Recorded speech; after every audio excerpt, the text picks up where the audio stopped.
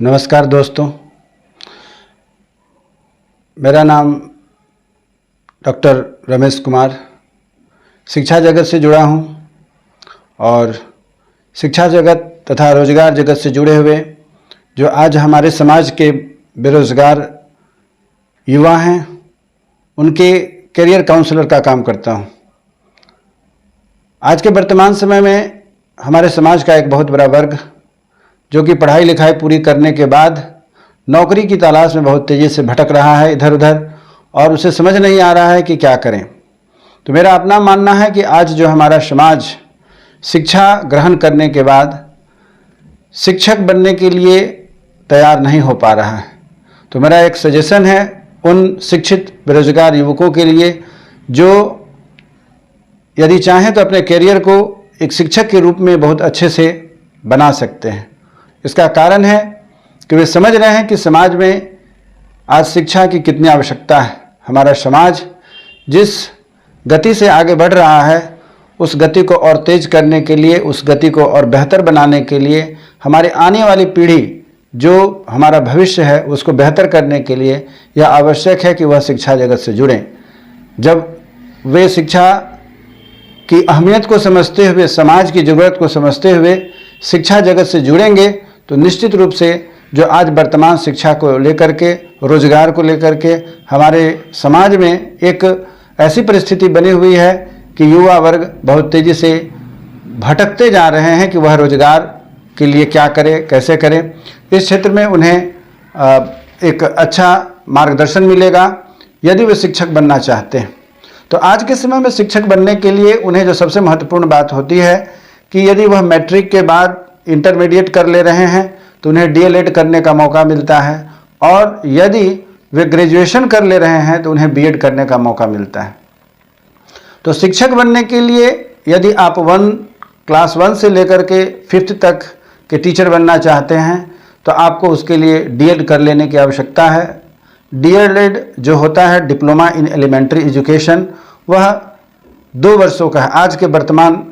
जो परिवेश है, आज का अभी से पहले जो हमारे यहाँ शिक्षा नीति चल रही थी उसके अनुसार डीएलएड करने के लिए 2 वर्ष का जो इसका ड्यूरेशन है, उसके लिए जो भी छात्र छात्रा इंटर पास कर चुके हैं या अपीयरिंग हैं, अभी जो 2022 में आई थी वैकेंसी नहीं उसको कह सकते हैं कि कंबाइंड एंट्रेंस टेस्ट के लिए जो डीएलएड के लिए इंटरेस्टेड छात्र छात्रा थे जिन्होंने अप्लाई किया था, उनके लिए कहा गया था कि जो 12th अपीयरिंग स्टूडेंट हैं वे भी डीएलएड के लिए अप्लाई कर सकते हैं और जिन्होंने इंटर पास कर लिया हुआ है, 12th पास कर लिया है या इक्विवेलेंट टू इंटरमीडिएट, जहाँ भी आप पढ़ करके पास हुए हैं उसके कई बोर्ड हैं, आप जानते होंगे, ओपन बोर्ड है, रेगुलर बोर्ड है, जहाँ कहीं से भी 12th इक्विवेलेंट आपने एजुकेशन लिया हुआ है तो आप डीएलएड करने के लिए 100% सक्षम हैं। उतना करने के बाद आपको इंट्रांस पास करना है और इंट्रांस पास करने के बाद जो उसकी प्रक्रिया है उसके बारे में भी हम आगे भी चर्चा करेंगे। अब बारी आ रही है बीएड करने के लिए। बीएड पर मैं इसलिए विशेष फोकस दे रहा हूं क्योंकि इंटरमीडिएट करने के बाद उन बच्चों को अन्य क्षेत्र में भी अपना करियर चुनने का मौका मिलता है। यदि उनका विषय बेहतर है, साइंस में है, आर्ट्स में है, कॉमर्स में है, यदि उनका करियर बेहतर है, मतलब तैयारी अच्छी है, तो वो करियर आगे चुन सकते हैं। परंतु ग्रेजुएशन करने के बाद जो हमारे यहाँ के जो बच्चे हैं मुख्य रूप से उनकी एक मानसिकता बन जाती है कि वे चाहते हैं कि अब एक अस्थाई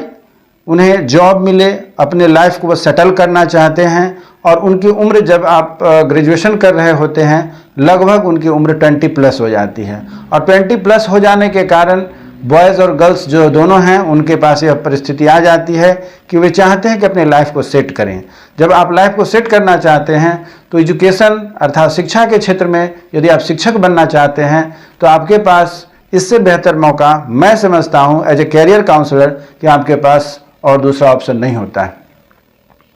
चलिए, तो अब हम आगे चर्चा कर रहे हैं, बात कर रहे हैं और यह कि कैसे आप बीएड करेंगे। बीएड के भी आज के वर्तमान शिक्षा नीति जो आई हुई है एनईपी 2020 उसके तहत पैटर्न बदल चुके हैं। आगे आने वाले समय में वह धीरे धीरे इम्प्लीमेंट होगा, लेकिन वर्तमान की जो शिक्षा नीति के तहत जो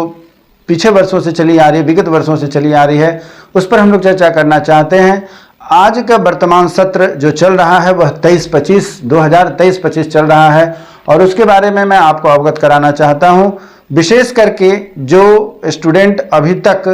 बीएड करने के लिए एंट्रेंस टेस्ट दे चुके हैं, उनके रिजल्ट आ चुके हैं। बिहार के परिप्रेक्ष्य में मैं बता रहा हूं, बिहार सीईटी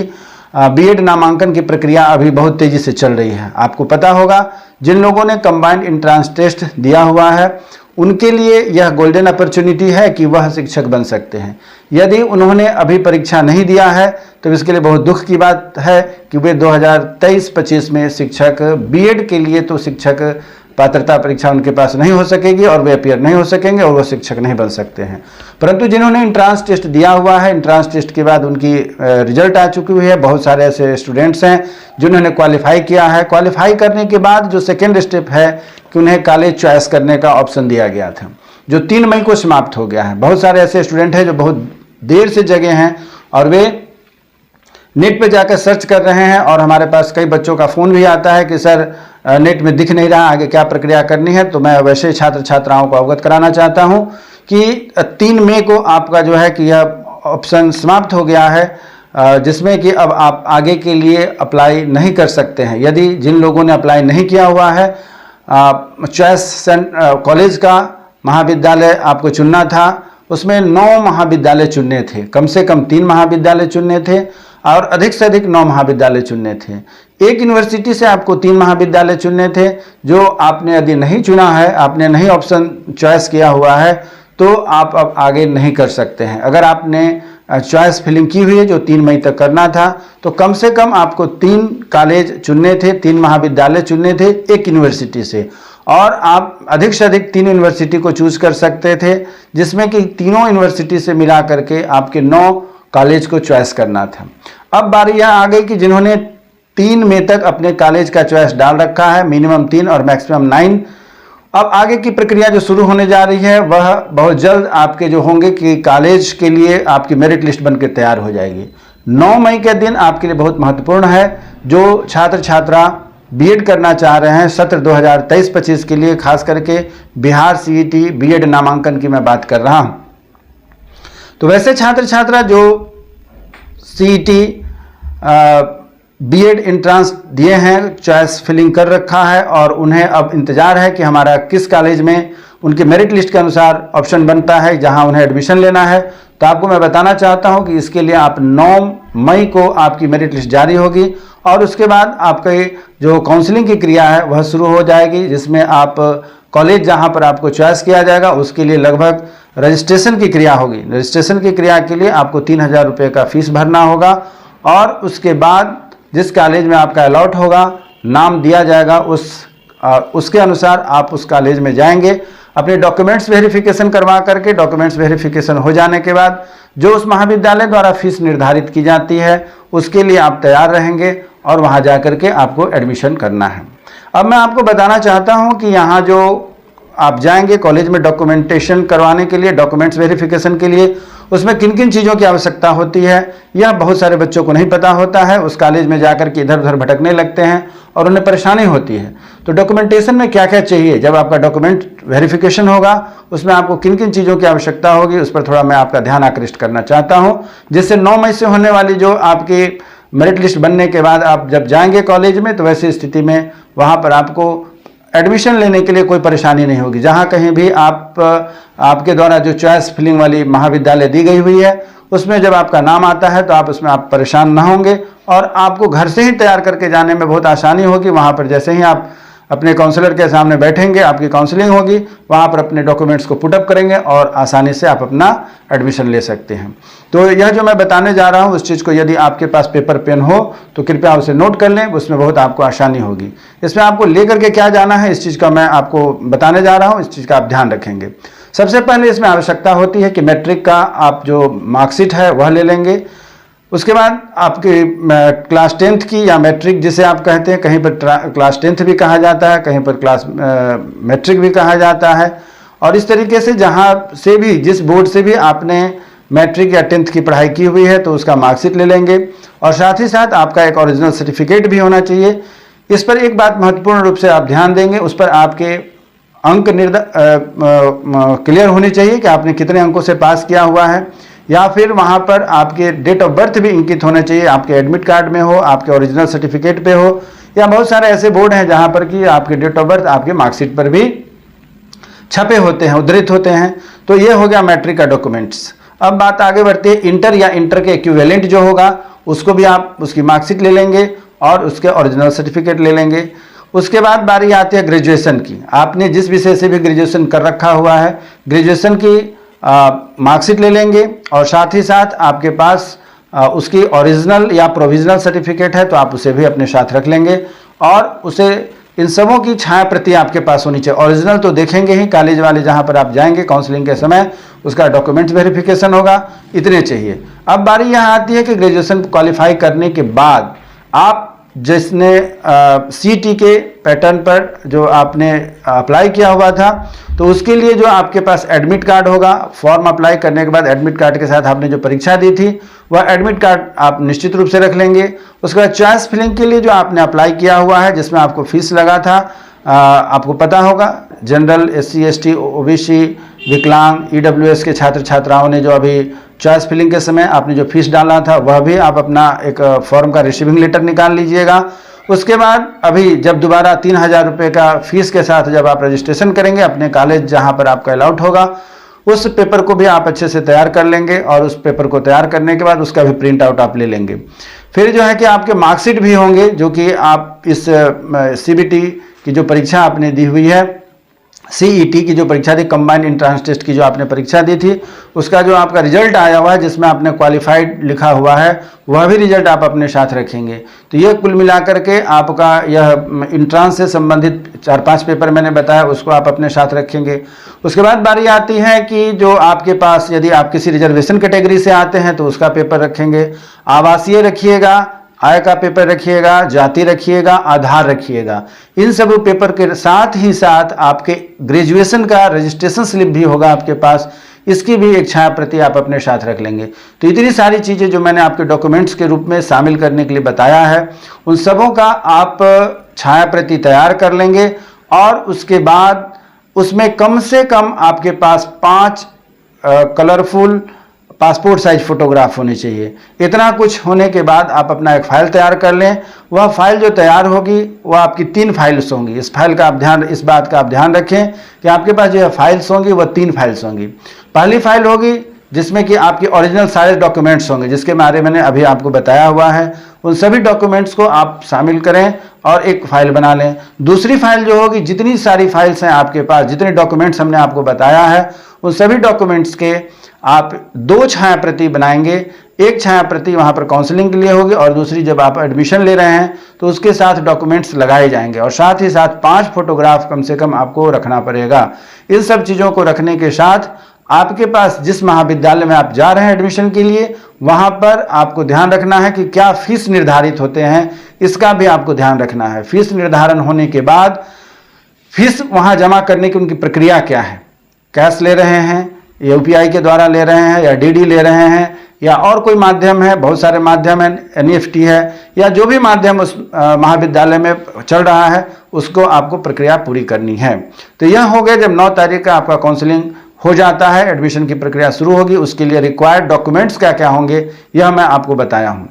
यह एडमिशन पूरा होने के बाद जितने सीट रिक्त रह जाते हैं उन सीटों को रिक्ति की जो इनके पास इंफॉर्मेशन होगी यूनिवर्सिटी कॉलेज के पास, वो सभी जो बचे हुए सीट्स हैं उसका प्रतिदिन शाम के शाम उस कॉलेज को जो आप जान रहे हैं यहाँ नोडल बना हुआ है दरभंगा LNMU नोडल के जो पोर्टल है उस पर इन्हें प्रतिदिन अपलोड करना है कि उनके पास कितने एडमिशन हुए हैं, कितने एडमिशन बची हुई है। जब फर्स्ट लॉट की उनकी जो फर्स्ट काउंसलिंग होंगी, फर्स्ट जो इनका मेरिट लिस्ट बनता है और जो काउंसलिंग होने के बाद यह जो इनके पास सीट बच जाएगी उसके बाद पुनः जो बची हुई सीट है उसके लिए दोबारा यूनिवर्सिटी डेट निकालेगी, उसकी कैसे आपको फिर से रजिस्ट्रेशन करना है। रजिस्ट्रेशन करने के बाद दोबारा जो मेरिट लिस्ट आपका बन करके तैयार होगा सेकेंड राउंड का, वह आपको 29 मई को तैयार होगा। इस चीज़ को आप ध्यान रखें। बहुत सारे बच्चे ऐसे हैं जो नहीं समझ पाते हैं कि कैसे क्या करना है। 29 मई को आपको सेकेंड राउंड का इनका मेरिट लिस्ट बनेगा। बचे हुए सीट पर जो है कि आप देखेंगे कि फिर से अपनी प्रक्रिया जो एडमिशन की है वह स्टार्ट हो जाएगी।